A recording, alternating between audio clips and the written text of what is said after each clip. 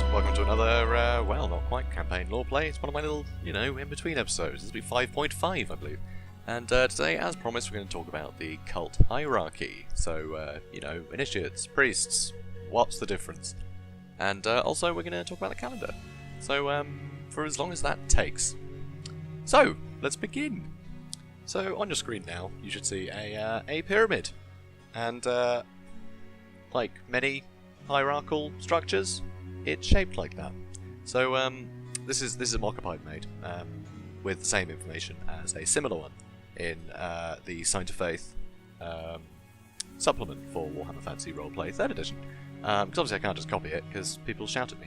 So I made a new one with a little less detail, but I'm going to tell you about it. So I think it'll balance out. So at the bottom, obviously you got the initiate, so the most common. Then Disciple, Priest, and then Warrior, Priest, or Lector, then Arch-Lector, then High Priest at the top. So rather than give you a sort of brief summary of each of them, I'm going to go into more detail about each one. I'm going to start at the bottom with Initiate, and then work my way up.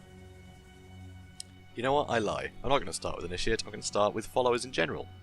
And, see how someone may become an Initiate. So, that way you've got a bit of background, which is great, right? That's why you're here. So, followers of the cult, followers of the Imperial cults, are many and varied. Anyone who works for, or is supported by a particular cult, or even anyone who favours a particular god above the others, and takes a keen interest in that god's cult, can be described as a follower. Most followers do little more than simply attend services, donate their tithe, do trivial tasks for the cult, and never rise above this status. This is usually not a problem for them, as they will not have their own, as they will have their own careers and interests to follow. They do not aspire to leadership, they show no particular divine talent, and are thankful to serve and worship their god in their own small way. Some followers, however, show a skill for directing the will of the gods and can manifest blessings. These talented members may rise in the ranks of the cult. They are usually easily spotted by the senior members of the faith, who direct and mentor them, and put them to work, for the future well-being of the cult is in their hands. The most talented followers are singled out and given more ambitious tasks to perform. This is useful to the cult, of course, but also acts as a test of faith and ability for the prospective initiate. If the follower is seen to do well, and acts according to the strictures of his god, then he will be indoctrinated into the cult proper, and becomes a formal initiate. So, most cults have some sort of initiation rite that every member must perform. This shows a proper devotion to the cult, and an element of trial or sacrifice. This is not usually a major or particularly difficult task, and is often merely symbolic. Some cults are more demanding than others in this respect. For example, the cult of Tal might require a prospective initiate to spend 8 days in the wilderness fending for himself. If he succeeds, then it is deemed that Tal himself has seen fit to protect the supplicant, and is worthy to enter the cult. The cult of Verena, on the other hand, may instead require an initiate to memorize a long religious tract, or present a researched argument to a number of peers. So now on to the meat of things here. So once initiated into an Imperial cult, an initiate formally becomes part of that cult, and usually wears the robes and other trappings of the cult that distinguishes him as a member of that faith. He will be expected to obey his superiors in all things.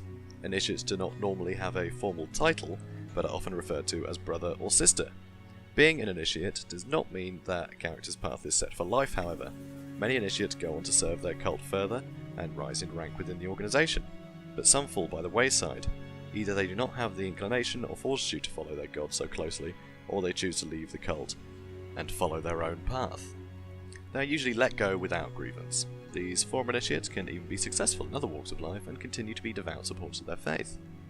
The life of an initiate is often tedious and hard. In a way, an initiate works full-time for the cult and is often provided with shelter, food, drink, and other necessities as he pursues his duties. Any luxuries must be purchased by the initiate himself, though in most cases such luxuries are frowned upon. In many Imperial cults, an initiate is expected to demonstrate his worthiness by suffering hardships and denying himself small pleasures. Initiates can be employed at a small local temple under a single priest. They might even be left to their own devices, looking after a remote wayside shrine, for example. This can be a lonely job, relieved only by the occasional visitor. Local temples often have a priest and a lower-ranked assistant, either an initiate or a disciple. An initiate will be expected to perform the mundane jobs around the temple, freeing the priest for the more important duties. The priest will be expected to teach the initiate all he needs to know to rise in rank. so that perhaps one day he will take over the running of the temple. There are some temples, especially in the more remote towns, where an unbroken line of priests and initiates goes back decades, if not centuries. In a larger temple in a big city, or in a remote monastery, there could be dozens of initiates at work at any time. Their duties are usually spread around various chores, giving an initiate a chance to learn about all the functions of the temple. So an initiate might scrub the steps every Orbentag morning, copy holy scripture throughout Marktag, and dole out food to the poor on Bakkertag evenings. These are all obviously, parts of the Imperial calendar, which we'll be covering later on. The exact duties that an initiate must perform depend on his cult and his temple or monastery, and might also be influenced by local traditions. To start with, an initiate has little time to himself. For any time not spent doing menial work or attending services, he will be expected to study the various scriptures, sacraments, rituals, or rites of his faith. As his initiate period draws to an end, he is given much more freedom and opportunities to prove that he is worthy to become a disciple. Again, this will depend on the cult and other circumstances, but the sorts of jobs a senior initiate might be asked are many. The latter stages of an initiate's service will certainly be an exciting time for him, as he gets to interact with the outside world more frequently, and he will be given important and potentially even dangerous jobs to do. If he is fortunate, he may be able to find a reliable band of like-minded souls to help him. Regardless, he will be expected to uphold the good name of the cult and to act responsibly in its service. In many ways, his conduct and adherence to cult strictures should be more important to the service of his god and his future in the cult than the success or failure of his mission. No doubt, priests will keep an eye on the initiate's progress and take his actions into consideration when deciding if he should become a true disciple of the cult. An initiate who has proven himself capable of taking on missions successfully and acting on his own initiative will doubtless be called upon again by the cult when difficult situations arise and a reliable, devout, and adventurous soul is required.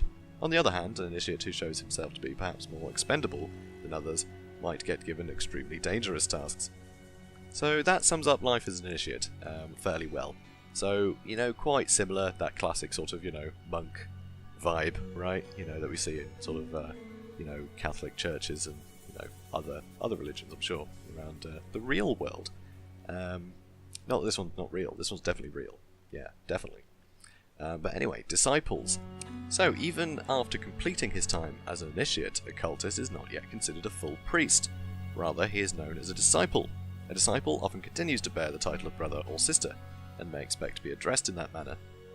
A disciple should by now be a relatively experienced and respected member of the cult who has shown that he can be trusted with cult affairs.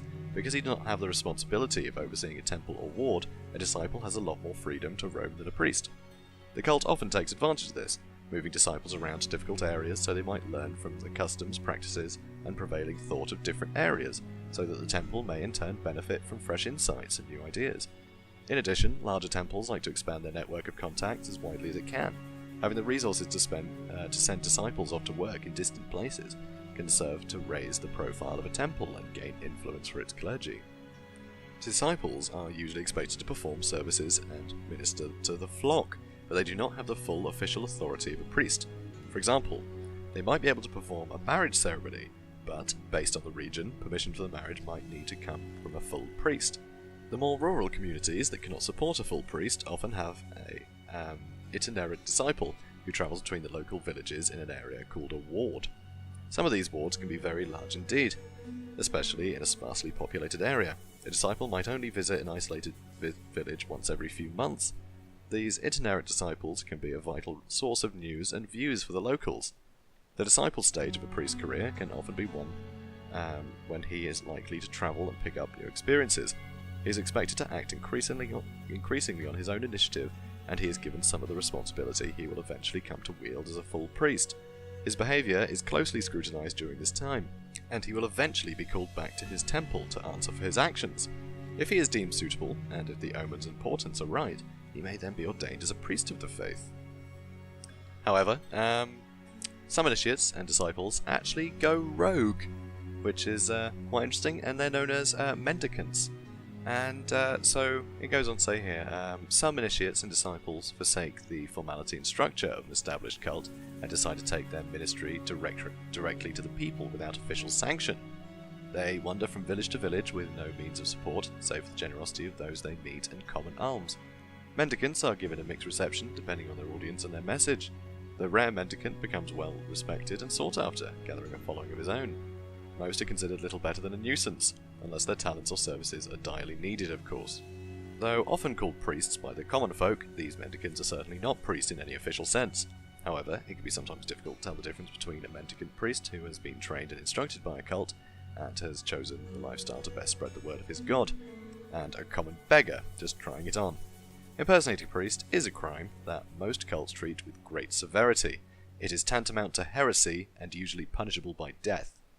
So that's pretty crazy. So you can actually have these very faithful people who, just can't really deal with the whole temple lifestyle, and will try and spread the word of their chosen god how they see fit. But we can't have people just making it up on the spot. So so you got to murder them. What is wrong with these people? Anyway, so you can't have that. However, I do have it on quite good authority that actually some members that do become priests can still take up that lifestyle and just sort of wander off, and that has been known to happen. And speaking of priests, let's move on to them. So the ordination of a priest is usually accompanied by an important formal ceremony, marking a profound transition between common man and servant of God. It may be attended by all the available priests and several higher-ranking members from the area. The priest will make a solemn oath to his god and fellow cultists to place the service of his god above all other things. It can be an important occasion, not just for the new priests, but for the cult in general and the local community. A priest, unlike the lower ranks of the cult, is often a public figure, and in a sense belongs to his community. The rank of priest is sacred throughout much of the old world. It is an ancient tradition of the Empire, going back at least to the time of Sigmar, that priests lead the people in all matters spiritual, and so they must be obeyed and respected. Whatever cult he belongs to, and however long he has served, the rank brings a priest authority and respect from many of the Empire's citizens, even the nobility. A priest may be appointed to run a temple. It might be a small one in the wilderness, and he may be given an initiate or disciple to help him, or charged with the responsibility of recruiting one. Some priests are assigned to a larger temple, probably in a larger city. These major temples are generally overseen by a lector, but their size is such that several priests contribute to its management. It is this appointment that an ambitious priest will aspire to, because this can be a good way to gain influence within the faith. As an assistant at a major temple, a priest stays close to the cult's source of power. If he makes a positive impression, he can expect to be promoted much sooner than someone stuck in the backwoods. Of course, most priests are more interested in serving their god than looking for promotion and influence. However, on the other hand, it is commonly accepted that a competent and confident priest owes it to his god and his cult to be promoted quickly, so he can serve his faith to the fullest of his ability. Some priests will be assigned to a special office within the cult, often in one of the smaller sub-orders associated within the cult. Such appointment can take advantage of their specialized skills and any particular talents they have shown thus far in their career. For example, a priest of Verena, who has shown a knack for rooting out lost lore and reclaiming forgotten objects, might be appointed to the Order of Mysteries, while a Sigmarite priest who has displayed enthusiasm for prosecuting mutants might be inducted into the Holy Order of the Templars of Sigmar. So we'll get into a bit more in another episode when we're talking about Sigmar in general. But the Holy Order of the Templars of Sigmar, that's where we get the Witch Hunters. So, yeah, powerful bunch. So, moving on from priests, we have lectors. So, at this level, you can actually become a warrior priest or a lector. It's a choice of the priest to become one or the other. So, lectors. The rare priest who shows a singular ability and profound piety may be appointed to the lofty status of lector. A lector will be responsible for one of the great temples, or perhaps one of the minor sub-orders of the cult, or a number of lesser temples and shrines within a ward. It is a position of great responsibility. This is not for petty bureaucrats and plodders. The future of the cult can be said to be in the lector's hands, and the decisions he makes will have lasting ramifications throughout his ward. Lectors are given almost limitless power in the name of the cult to pursue their own agendas and advance their spheres of responsibility. Even though his powerful noble would think twice before antagonizing a lector, they are considered to be enlightened and responsible enough to interpret the word of their god themselves, provided that this is in line with the standard doctrine, tradition, and precedent, and not too controversial, the Lector has to choose which parts of the cult's tenets and doctrine he should emphasize, and likewise which other dogmas to play down. Some Lectors become involved in politics. They may join the court of the Emperor, an elector count, or some lesser noble, or represent their faith's interests on a city council. Some are suited to this sort of lifestyle, using their diplomatic skill and respected position to advance their cult's agenda and spread its influence within the relevant community. A powerful noble who supports a cult more than any other can be a vital ally in the politicking of the old world. Likewise, a city that promotes and embraces the cult more enthusiastically than others can be a great source of personnel, influence, and income. Another duty of the Lector in some of the cults is to vote on who will become the new High Priest when it is time to make such a decision. Usually the Lectors convene at the High Temple of the cult, or some other auspicious holy location, where they spend many days discussing the leading candidates and thrashing out the issues. It is through this process that one of the Archlectors will be elevated to High Priest. So now we get into Warrior Priests, which are the sort of militant arm of the church. So some priests feel the call of battle. Their zeal inspires them to join the Empire's forces and defend the faith from enemies without. These devoted men and women are called warrior priests. They are famous in the Empire's armies for protecting and securing the soldiers, while at the same time putting the fear of God into the enemy. Warrior priests have felt their God's call to take the fight directly to the enemy. This is a vocation that has probably shaped their career within the cult thus far and will undoubtedly shape it in the future. Though the name is evocative of a priest's role on the battlefield, for some cults it may have a different context. The cults of Sigmar, Ulrich and Myrmidia have a clear martial function, and a great number of warrior priests in many dedicated orders. The Longshanks of the cult of Tal are experts in fighting in wooded and other difficult terrain and infiltrating enemy positions. Varanian warrior priests of the Order of the Sword and Scale do not hesitate to enter the fray, but they are usually more concerned with seeking advantage in more subtle ways, gathering intelligence on the enemy and the environment and helping with the war effort's logistics. The warrior priests of Banan are usually found in the Imperial Navy. The Hospitaliers of Shalia not only tend to the wounded and dying, but also have an important role in trying to make sure disease is kept out of the camps. The warrior priests of Moor have been known to fight fiercely alongside their comrades, but inevitably turn to their duties of seeing to the dead. Though few warrior priests of Renald are openly employed, or even known to operate, in the Imperial armies, an astute general knows that espionage and subterfuge can bring the advantages that can make all the difference between victory and defeat. A skilled assassin or spy could be a warrior priest of Renald, though it is unlikely any but another follower of Renald would know their true role. As well as supporting the cause of the battlefield, warrior priests have an important function of day-to-day life in the military. They bring the words of the gods to the troops and remind them why they are fighting. They are also in charge of the soldiers' pastoral care.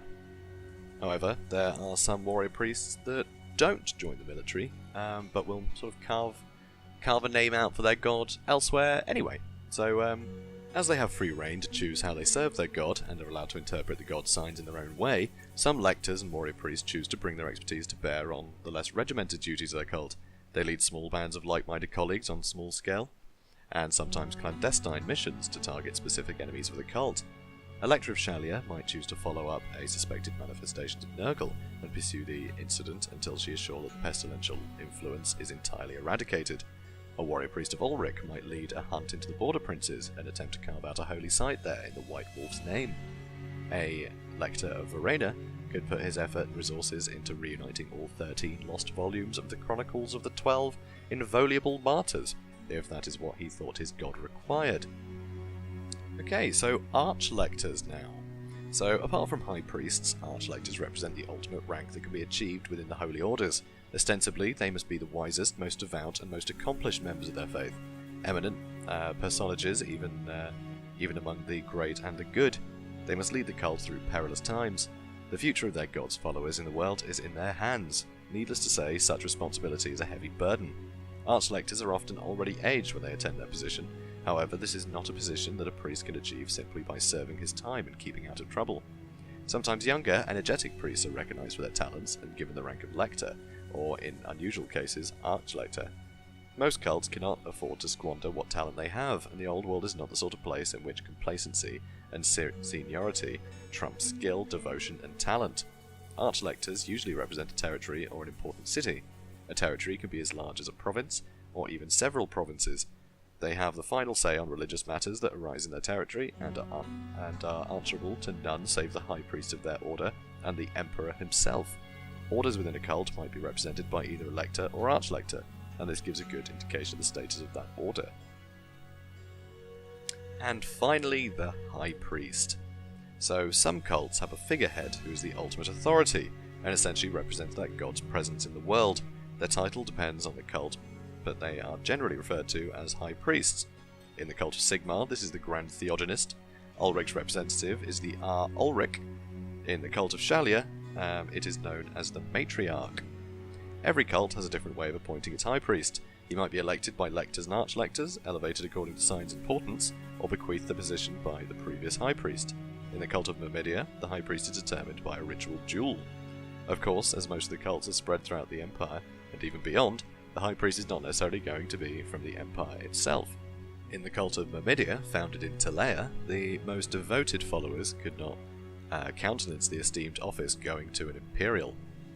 So now you know about the hierarchy that all these cults have. So all the major religions in the Empire will have a system similar to this one. But you haven't been told how these people are disciplined, because you have heard that occasionally people wander off and things. You know, how do they police stuff? And there is actually a sort of guideline for discipline here. So as soon as a follower is initiated, he is subject to the rules of the cult and obligated to endure any penalty that the cult imposes upon him under Imperial laws.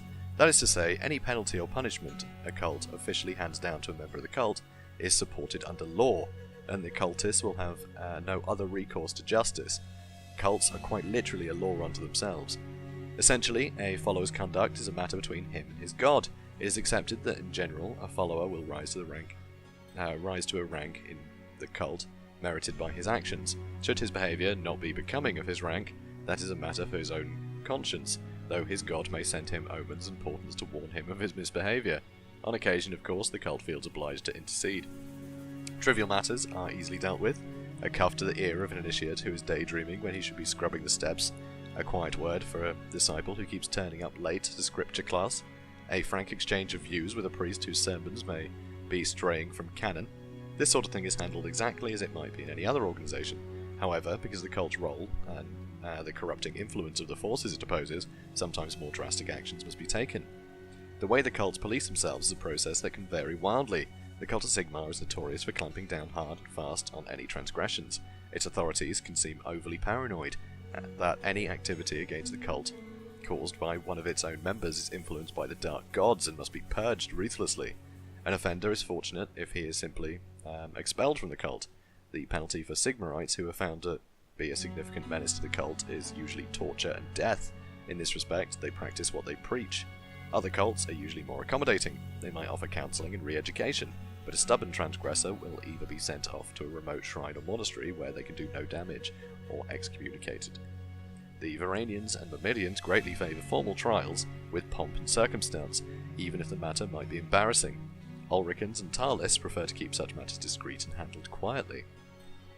And of course there's the sort of biggest punishment in any organised religion, and that's excommunication. So excommunication is the act by which the membership of a cult is formally withdrawn. This is a very serious occurrence. The protection that a cult affords represents the spiritual as much as the physical. A follower who is excommunicated would likely feel a genuine fear that he could fall to the dark gods once he has been rejected by his cult, and therefore his god. A follower who has been excommunicated will be allowed no contact whatsoever with his cult, since only the most serious transgressions are dealt with in this manner. The followers of other faiths will also be loath to deal with them. This leaves such a character utterly alone in the world, both socially and spiritually. So you've got to remember here, in Warhammer, gods are real. Their effects are blatant. Think of the blessings that warrior priests can cast down. They can actually have like holy lightning bombard people. It's it's tangible, you know, the effect of these gods. So being excommunicated and knowing that that god isn't looking after you anymore and might be pissed off with you, that is absolutely terrifying. So yeah, that's it's not a good thing to happen. You know, in real life, maybe it's not so tangible, and you know, I for one am, you know, reluctant to believe that if someone's excommunicated from a church, they might be struck with lightning. But in Warhammer, that is so, you know, likely to happen. It's sort of terrifying. I mean, it gets worse as well. I mean, if you've got your god has, you know, decided to let you go, then, yeah, the Chaos Gods can start, you know, corrupting you without fear of, you know, these other gods interjecting. So you could start growing, like, extra lips and, you know, horns and stuff, and end up having to, like, scrub out a living in the woods somewhere, fearing that if anyone ever saw you, you'd be killed, sort of straight away, or hunted. It's pretty brutal. Yeah, don't get excommunicated in the Warhammer world. It's just a bad idea. So behave yourselves, okay? Behave yourselves, guys. However, there are times when you can misbehave a little bit. There's some nice holidays where, you know, you can all have a drink and yeah, let your hair down for a while, which is pretty rare in Warhammer. But before we talk about the holidays, we need to know when these holidays are, and for that we need to know what the calendar's all about, because they have their own one. They don't use the, you know, Augustine one that we use in our realm. No, they got their own one. So I'm going to talk about that for a bit, so you guys can, you know, sort of get a context for, you know, time, I guess. So, the Imperial calendar. The Empire uses a standard calendar of 12 months divided into 32 or 33 days, with extra 6 days that fall between months. There are 8 days in each Imperial week. The calendar marks the passing of the seasons and important holy days. The 8 days of the week are Wellentag, which is work day, Orbentag, which is levy day, Marktag, which is market day, Backertag, which is bake day, Basaltag, which is tax day, Konistag, which is king day, Angastag, which is start week, and Festag, which is holiday. So the reason for these names are long forgotten and probably originated in pre-Empire times. Nowadays, market day occurs on any day of the week depending on which part of the Empire you're in, and festivals and holidays take place according to the traditions of each cult. There is no weekly religious holiday, but everyone seizes the chance to celebrate at festival times. So there are 12 months in the year, which, you know, that's like real life, so, you know, convenient. There's Nakexen, which is the after witching, Jardrung, which is year turn, Flangzeit, which is Plowtide, Sigmarzeit, which is Sigmartide, Sommerzeit, which is Summertide, Volkheim, which is Fall Mystery, Nachtgeheim, Nachtgeheim, I think so, After Mystery, and Erntezeit, which is Harvest Tide, Brauzeit, which is Brew Month, Kaldzeit, which is Chill Month, Ulrichzeit, which is Ulrich Tide, and Vorhexen, which is Forewitching. So, yeah, pretty cool. So you can see the sort of influences of the different gods there. So you got one for Sigmar, one for Ulrich. Sigmar, I'm not sure why. Oh yeah, that month I think was the month that he was coronated, which is why they named that month after him. Whereas Ulrich, Ulrichtide, that's well, that's just winter, and he's the god of winter, so that follows, right? And the rest are sort of they fit in with the different holidays, which we'll talk about in a second. So there are 6 extra days. So there's Hexentag, which is Witching Day, that's New Year's Day. Mitterfrühl, which is start growth or spring equinox. Sonstill, which means sun still, that's the summer solstice. Gehemistag is the Day of Mystery, which is pretty cool. Day of Mystery, very fun. Mytherbst, which is less growth, that's the autumn equinox. And Mondstill, which is World Still, that's the winter solstice. So 3 of the months mark the agricultural activities that occur at those times. There's ploughing, harvesting and brewing. The equinoxes and solstices mark the peak of each season, spring, summer, autumn and winter. So Sigmar and Ulrich have 1 month apiece dedicated to them. Sigmar's month dominates the onset of summer, while Ulrich's month falls in midwinter. This clearly demonstrates their opposing natures. Nobody knows what Sigmarzeit was called in pre-Empire times, though some scholars surmise it was named after Tal. So, okay, so I was wrong. Sorry about that, guys. I don't think it was when he was coronated. They did the classic, like, Christian thing of renaming pagan holidays, I guess. Which, you know, I guess happens with a lot of religions. You know, just sort of like, well, they're already having a festival there, so let's conveniently rename it for our one. So, yeah, that happened here. So, very important in Warhammer is its moons. So, again, named after different gods. So there's 2 moons that orbit the world. There's the silvery Manslime, which is beloved of Manan. That's the god of sort of the ocean. And that has a cycle of 25 days and affects the ebb and flow of the tides, much like our moon does with our planet.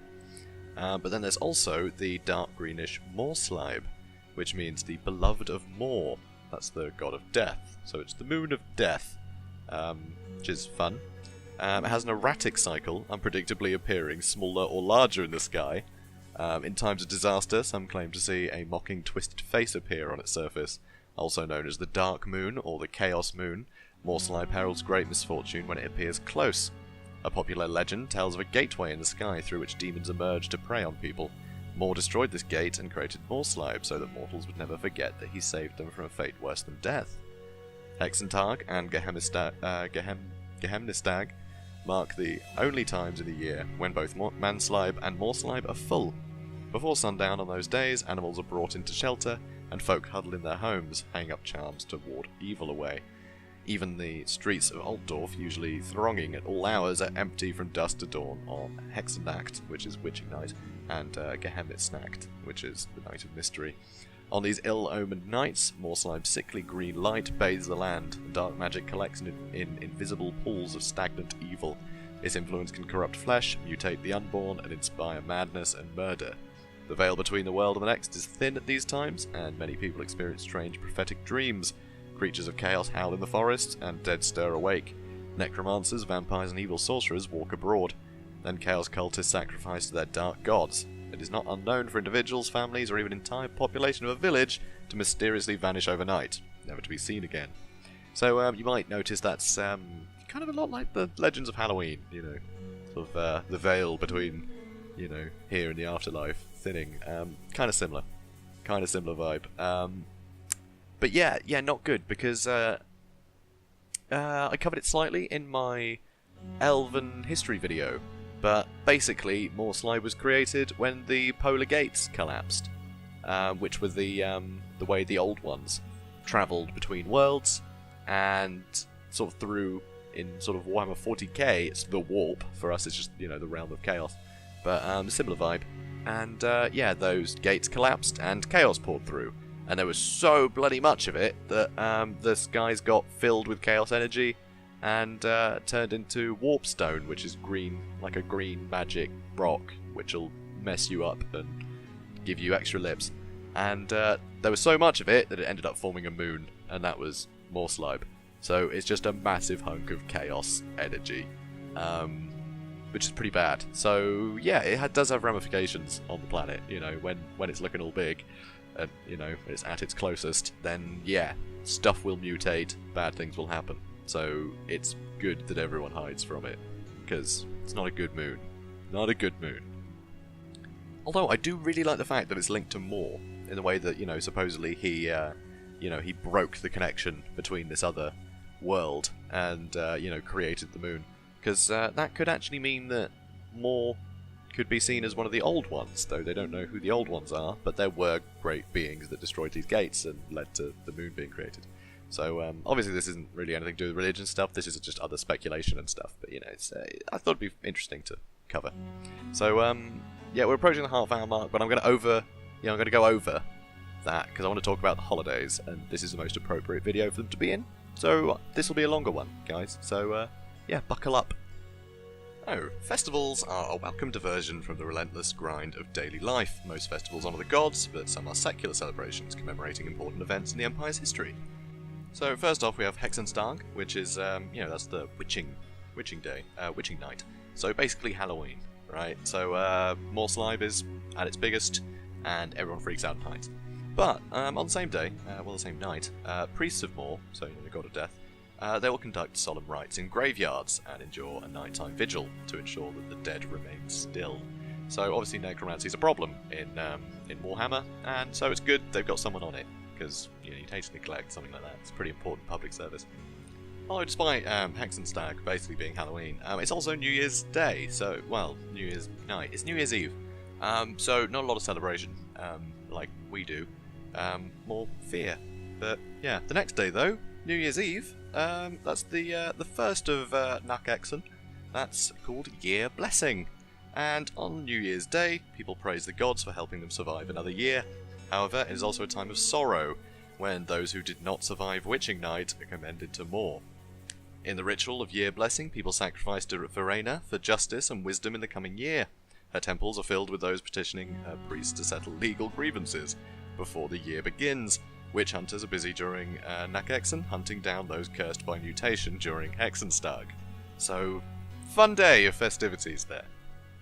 Now, the next two holidays here are actually Mitterfrühl and Sigmartag, which I actually covered both of them in A&R Radio, episode 1, wishing everyone a happy Mitterfrühl and Sigmartag, come Easter. And but I'll cover them again here. So at Spring Equinox, this is Mitterfrühl by the way, Spring Equinox, peasants sacrifice a firstborn lamb to Tal and Raya. Manan also receives sacrifice so that he might calm the seas and spare the land from flooding rivers. The followers of Ulrich ritually lament their god's passing, and his priests remain in mourning until the autumn. So, obviously, there you need to know that Ulrich is the god of winter. So, essentially, he's ceased to be because it's spring now, right? So winter's over, and so yeah, at the end of autumn, they can start celebrating again because Ulrich's back with all of his snow. A horrible present, but fine. So, a notable custom in Altdorf is the offering of a painted griffin's egg to the temple to Sigmar. Adventurers comb the mountains for a suitable egg in the preceding months. Few return, and only the largest egg is chosen. Military disaster is foretold for a year when no egg can be presented. So, yeah, Easter eggs, guys, Easter eggs.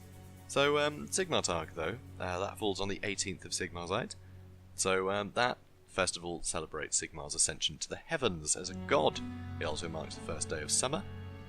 Throughout the Empire, work ceases and citizens feast, drink and sing. Sigmar's exploits are recounted in tales and plays. Consumption of the intimidating Sigmar's sausage is central to the celebrations.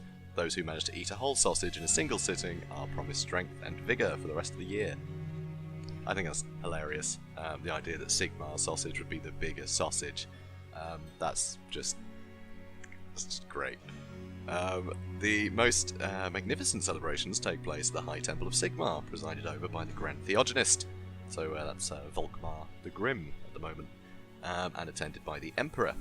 Thousands crowd outside the temple to partake in the holy liturgies. The festival culminates with spectacular pyromantics, organised by the Bright College, so the Bright Order of Wizards. Though many priests of Sigmar boycott this display, because it's a bit...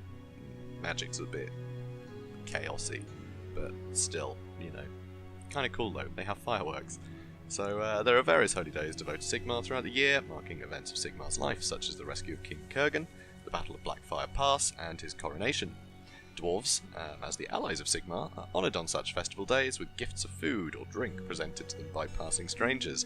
Great days to be a dwarf, right? Even if you're short, right, grow your beard for those days, and free pies. Brilliant.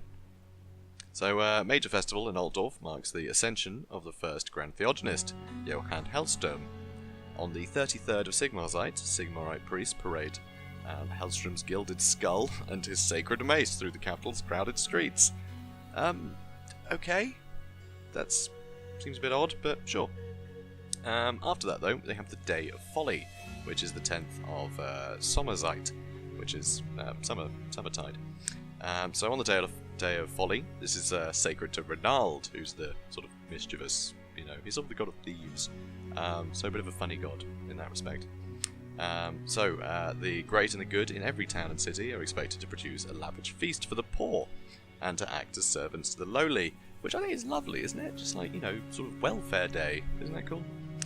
Any aristocrat or merchant who avoid this duty is fair game for humiliating pranks. So, kind of like trick-or-treating, kind of like Halloween again. I sense a pattern emerging. Throughout the day, everyone is expected to target everyone else with harmless mischief. The revellers dress in colourful costumes and ridiculous masks, and make merry well into the night. So, again, very, very Halloween. A lot of these things have got, you know, facets of Halloween in them, which I quite like, because it's quite a grim, dark world, but, you know, you can make it a bit silly on occasion, and I think that's a good thing. Because if you lived in such a horrible place, you'd embrace the silly, wouldn't you? So, after that we have Sonstill, which is the summer solstice. So, at summer solstice, peasants invoke Tal and Raya with ancient fertility rites. So Tal being the sort of god of the wilderness, Raya being sort of god of farms and agriculture, and fertility. Young couples dance around brightly decorated poles, singing bawdy songs, until the evening, when they sneak away to cavort in fields and woods. Older folk take the opportunity to indulge in ale and song. Austere priests of Sigmar often rail against such frivolous immorality from their pulpit. So, orgy day, I guess? You know, fair play. After that, we have Geheimnistag. Geheimnistag? I always pronounce this differently, but Geheimnistag. Let's just carry on. The spirits of the ancestors are beloved to return to the world on the Day of Mystery. People visit the Augurs of Moor to hear messages from dead friends and relatives, and the Gardens of Moor are open to allow folk to honour their dead kin with sacrifices and feasting. Among the sombre Sterlanders, folk dress up in skeleton costumes and join together in a grim dance macabre. The spirits of the dead are believed to join in and hopefully become too exhausted by the dance to haunt the living during the night. So, of course, you need to know there that Stirland borders Sylvania, which is the land of the dead, you know, ruled by the vampire counts. So, they get a lot of undead problems. So, it makes sense they want them to get a bit tired out and, you know, not bother them anymore. And what better way to do that than celebrating and having a nice dance? So, again, really cool. But, again, very, very Halloween-y, you know? So, you know, spirits returning to the world, it's just so Halloween. So by nightfall, all celebration is over, and the night is given over to Moorslaib. Only the priests of Moor remain outside, guarding the graveyards against the restless dead. So, similar to Hexenstag, but of course it's the other day where Moorslaib is, you know, full in the sky. So, another scary day. After that, we have Remembrance Day, which is the 13th of Natgaheim. Many folk leave out offerings of meat for Moor's crows in memory of the Night of the Restless Dead in 1681, when thousands of graves across the Empire erupted with the walking dead who terrorised the living. It is believed that Moor saved the Empire from utter destruction, for by sunrise the horror was inexplicably over. Now, I've actually tried to research that day a little bit. So yeah, 1681. I can't find anything that happened then. I'm not sure when that was, or if it's just a one-off, sort of in order to, you know, make this holiday exist. At first I thought maybe that was sort of the last day of the Vampire Wars or something, but no, that doesn't align. So I'm not quite sure what that is, but if someone can find out, let me know, because that would be great. Because yeah, I love to know where this stuff comes from. Because yeah, it's interesting. So yeah, 1681, I see. Dead everywhere. So yeah, let me know. Now this is probably my favourite holiday coming up here. Pie Week. So that's the 1st to the 8th of Erntzeit. Empire folk have enthusiastically adopted this halfling festival. Across the Empire, folk indulge in a week-long orgy of pie eating and beer guzzling, during which all business effectively ceases. Each city vies to bake the most magnificent pie. The record is held by Averheim, where 420 live blackbirds were enclosed under the crust, trained to sing a chorus when the pie was opened. And yeah, 1st to the 8th of Erntzeit. Erntzeit? That's the 8th month. It's Oktoberfest! And the blackbirds in the pie thing, obviously, you know, sing a song of sixpence, pocket full of rye, 420 blackbirds baked in a pie. You know, there's that nursery rhyme. Maybe you're from elsewhere in the world listening to this, you have no idea what I mean. But yeah, it's a well-known English nursery rhyme. Unfortunately, I did try and work out what it meant so I could see the relation, but apparently there's like a billion opposing theories as to what that song means and when it even originated, so not sure how it's tied in. Could just be a cute thing to add, because people did used to actually put birds in pies so they'd fly out. It was a very exciting spectacle at dinner parties. Apparently they would actually cook the pie with the bird in it, and the bird would live, which makes me just think that it was very undercooked pie, which kind of sounds like something a halfling might do, because they're sort of terrible chefs. Cook a lot of cat, despite the fact they're famous chefs. It's an odd one. It's an odd one. They're sort of both brilliant and terrible, but I think just everyone's so shit at cooking in Warhammer that, you know, anyone with the slightest interest in it is seen as brilliant. So, you know, spectacle. Next we have Midtherbst, or something. Tal and Raya are offered the first fruits of harvest as thanks for the successful year. On bad years, peasants offer their own blood by flagellating themselves to appease the gods for next year. This festival also marks the return of winter, and great bonfires are burned to welcome back Ulrich. He told you he'd be back.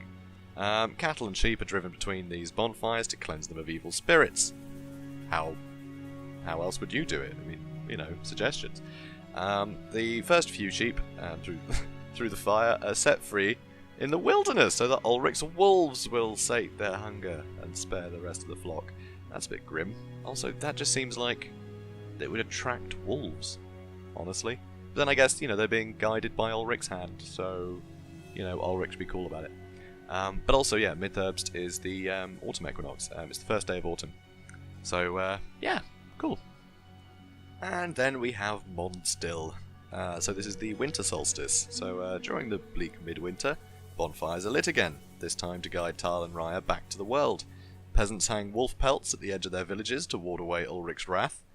The great festival of Ulrich is held in Middenheim to celebrate the city's founding. Priests of the White Wolf meet in ritual combat around the god's sacred flame. That's a big thing in Middenheim, which we'll talk about when we talk about Middenheim, and I can't wait because it's such a cool place. Anyway, the winner becomes the guardian of the sacred flame until the following Mondstill. Each combatant memorizes a special prayer to Ulrich, beseeching him to protect the city, so that if a priest is accidentally killed during the fight, he can personally deliver it to his god. Which is pretty cool. Pretty cool. But then also, sort of outside of those sort of big national ones, right? These are very much the bank holidays of the Warhammer world. However, there's some minor ones for Myrmidia. Some different festivals. So Myrmidia is a foreign god, really, introduced a bit later than the rest. I can't remember exactly when. I think Sigmar introduced him to get a bit of order to the whole warrior nonsense. But yeah, Myrmidia is she's the god of well, she's another warrior god, but it's more tactics and less brute strength. So, you know, kind of useful to have. You know, it promotes order and things. But anyway, Myrmidia's main sacred day is called the Day of the Spear, a big event in Telea and Estalia, but only a minor one in the Empire. Falling on the 8th of Jardrang, which is February, basically, second month. It commemorates Myrmidia's greatest victory, when she vanquished a great army of demons. Good on her. Her followers mark this day with solemn prayers and recitals from her holy books. The event culminates with displays of martial prowess by Myrmidia's most devout followers. A festival unique to the Empire is the Day of Sanctuary, which is the 7th of Sommerzeit, so summertide. I want to say June. That would be that's the 5th month. So May. It remembers the founding of the Knights of the Blazing Sun and is celebrated in every city where the goddess has a temple. A mounted procession of the Order of the Blazing Sun, resplendent in their battle gear, winds through the streets, ending at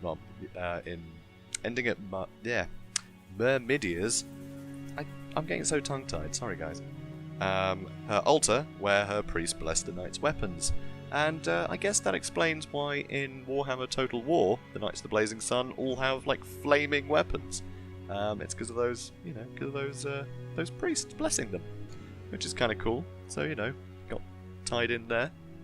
Despite the fact, I'm not sure if there are actually rules in the battle books about them having flaming weapons. So, kind of cool, though. So, then there's also some secular festivals. So, not religious ones in the slightest. So these are sort of to commemorate, you know, famous days, you know, coronations, battles and stuff. So, there's Goldgather's End, which is the 23rd of Vorkheim. Celebrates the death of Emperor Boris Goldgather. Some people fast during the previous week in memory of the thousands who starved to death during his reign. On the day itself, wine is traditionally drunk from a murderer's skull, representing Goldgather's head. Gifts are exchanged, and misers pelted with dung. So yeah, Goldgather, not a famous, well, not, well, he is famous, not a popular emperor, as you can probably tell. Then there's also Emperor Mandred Ratslayer is remembered on the 4th of Coldzite, when townsfolk descend into the sewers to catch as many rats as possible. So this is basically when the Skaven Wars happened, which we all pretend never happened, because it would freak everyone out. But, you know, they still assume that he killed a load of rats, so they go and kill a load of rats. Rat catchers are treated as kings at banquets of grilled rat flesh held in streets and market squares throughout the Empire. Well, isn't that nice? So the heroic death of Emperor Sigismund is commemorated on the 9th of Vorkheim. In Altdorf, the skull of the wyvern said to have slain the Emperor is paraded through the streets and vilified. The parade ends at the steps of the Imperial Palace, where the Emperor ceremonially plunges Sigismund's sacred sword into the monster's skull. Elsewhere in the Empire, the wyvern's head is represented by any large horned skull, and the local lord or burgomaster enacts the ritual slaying. Green is considered unlucky during this festival, and mobs roam the streets, harassing people wearing this colour. So obviously wyvern's famous mount of orcs, so you can kind of presume there that Sigismund got killed by a wyvern being ridden by a greenskin during a battle against greenskins. So yeah, shame. But kind of fun that they all decide to slay the wyvern every year. Damn that wyvern. He was so young. I honestly have no idea. I'll have to look into it. So the victory over the vampire counts is celebrated on the first day of spring, the 17th of Nakexen. I'm finding these German pronunciations difficult, you might have noticed. An effigy of the vampire is paraded through the streets, and folk stab it with stakes until it is utterly ruined. There's tradition for each town to release one thief from Gaul on this day. The rogue is treated as a hero from sunrise to sunset in honour of Felix Mann, who stole Vlad von Carstein's magic ring. By nightfall, anyone who can recapture the thief wins a reward of 3 silver shillings from the local merchants' guild. How great is that? They release a guy, you know, praise him all day, and then try and catch him. So I think that's really good fun. I might have to actually do one of those in my Warhammer Fantasy roleplay campaign, because that just sounds great, doesn't it? Anyway, the greatest of the secular festivals falls on the 8th of Erdzeit, and commemorates Magnus the Pious' victory over the forces of chaos. All across the Empire, prayers are said for Magnus' soul, and mugs of ale are raised in his honour. Criminals dressed in horned bestial masks are executed before cheering crowds in market squares. So, you know, don't have beastmen to hand, so they make some. God, this place sucks, doesn't it? Horrible people. But, you know, whatever keeps them going, I guess. So yeah, in Altdorf, hundreds of pilgrims swarmed to the High Temple of Sigmar to witness the unveiling of the Holy Shroud of Magnus by the Grand Theogonist. The shroud was used to cover Magnus' corpse as it lay in state, and miraculously preserves the likeness of his features. So nice little reference to the Turin Shroud there, which I think is quite fun. So that actually sums up all the holidays. I think there are actually some others, but these are all the ones outlined in the Signs of Faith supplement. I know there's a few others dotted around from place to place, but I think that's enough, right? I mean, it's been almost an hour we've been talking about this, so I think it's a good time to wrap up. So guys, if you enjoyed this video, comment, like and subscribe. It really helps my channel out, and thank you so much to people who sat here for 43.5 minutes watching this video and listening to me prattle on about Warhammer. If you want to hear more about it though, subscribe. Brilliant. So yeah, I'll see you in the next video, guys. The next one will be on the campaign again, and it will be about Wissenland. So I hope you guys enjoy that. So I'll see you in the next one. Have a good day, guys.